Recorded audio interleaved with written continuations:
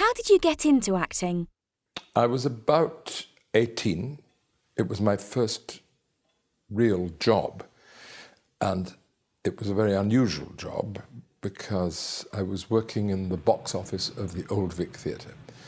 Then not only did I get to see an awful lot of plays, but I also met the actors, and I was able to sneak in to rehearsals in the theatre, quite illegally. And I became fascinated by the work of the theatre.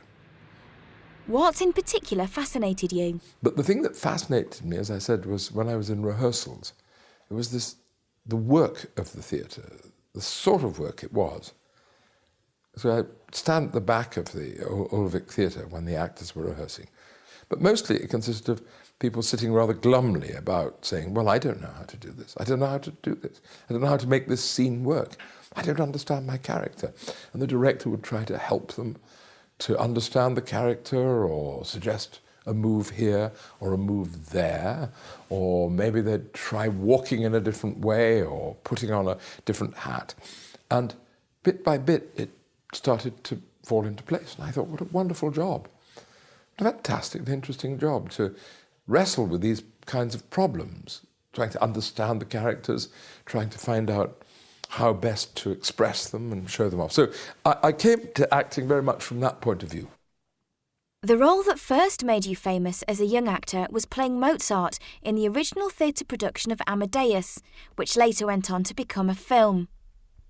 What was the most challenging thing about playing the part of Mozart?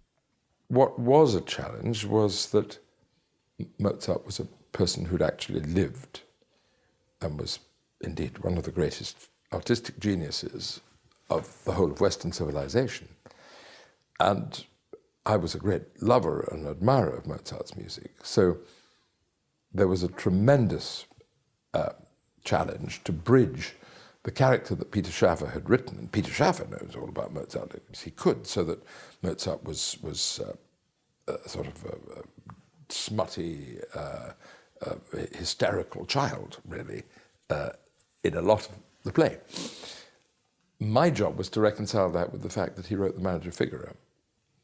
And that was tremendously hard. Was Mozart one of your most satisfying roles?